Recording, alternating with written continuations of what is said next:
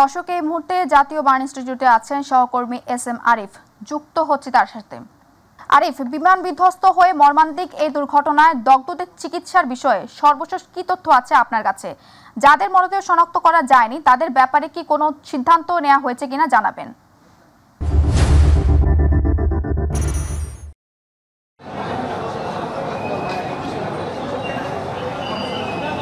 মারিয়া, আপনি যেটি জানতে চাইছেন যে যারা নিহত হয়েছেন যাদেরকে এখনো শনাক্ত করা যায়নি, যে লাশগুলো সেটি শনাক্তর যে প্রক্রিয়া রয়েছে সায়েন্টিফিক বিষয়ে বা চিকিৎসা বিজ্ঞানের ভাষায়, সেইভাবেই কিন্তু তাদেরকে শনাক্ত করা হবে এবং তাদের যে ডিএনএ টেস্ট সেটি করার পরেই যে 6 জনের কথা বা 7 জনের কথা বলা হয়েছে তাদেরকে সেভাবে শনাক্ত করা হবে। বাকি যে লাশগুলো বা মৃতদেহগুলো রয়েছে সেগুলো কিন্তু হস্তান্তর করা হয়েছে ইতিমধ্যে। আপনি জানেন যে আজকে সকালে এই বিষয়ে একটি ব্রিফ করা হয়েছিল এইবার জাতীয় বার্ন ইউনিটের সামনে থেকে, সেখানে কথা বলেছিলেন প্রধান উপদেষ্টার বিশেষ সহকারী। তিনি যেমনটি জানিয়েছিলেন যে 27 জনের এখন পর্যন্ত এই দুর্ঘটনায় 27 জনের মতো মারা গেছেন, নিহত হয়েছেন এবং বিভিন্ন হাসপাতালে তিনি জানিয়েছেন এখনও 78 জনের মতো যে আহত রোগী তারা ভর্তি আছেন এবং তাদের মধ্যে 5 জনের অবস্থা খুবই গুরুতর।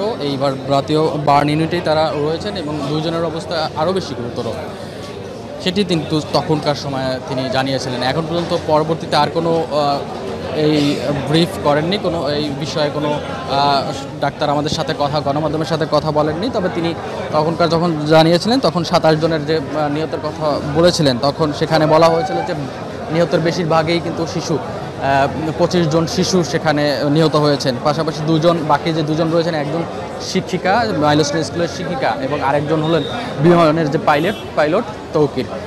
বিমানের পাইলট তৌকির তিনি গতকাল রাত 9টার দিকে তিনি মারা গেছেন, সেটি আমরা গতকালেই খবরটা পেয়েছিলাম। আজকে আমরা এখন পর্যন্ত আসলে যেটি তথ্যটি জানিয়েছে 27 জনের মতো মৃতদেহের কথা বলা হয়েছে। যে চিকিৎসা ব্যবস্থা আপনি বলতেছেন, এটা জাতীয় বার্ন ইউনিটের এখনও চিকিৎসাধীন রয়েছেন বেশিরভাগ, যে 78 জন কথা বলা হয়েছে যে আহত রোগী রয়েছেন, তার মধ্যে বেশিরভাগই কিন্তু বার্ন ইউনিটে, আরও কিছু রোগী আছে সিএমএইচের বার্ন ইউনিটে। তো সার্বিক যে এর আগে কিন্তু আমরা দেখেছি যে এই কিছুক্ষণ আগেও একজন উপদেষ্টা কিন্তু এই বার্ন ইউনিটে ঢুকেছিলেন যে চিকিৎসা সেবা সেগুলো দেখার জন্য যারা আহত রয়েছেন তাদেরকে।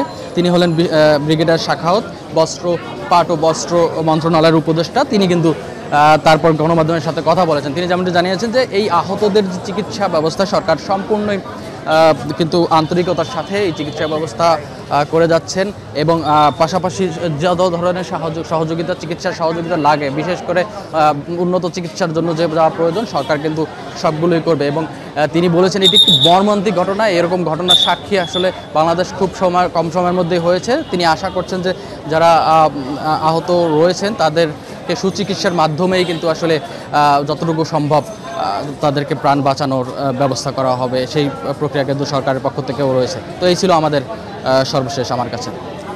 জি আরিফ, আপনাকে ধন্যবাদ। দর্শক, জাতীয় বার্ন ইউনিট ইনস্টিটিউট থেকে সর্বশেষ খবর জানাচ্ছিলেন আমাদের সহকর্মী আরিফ।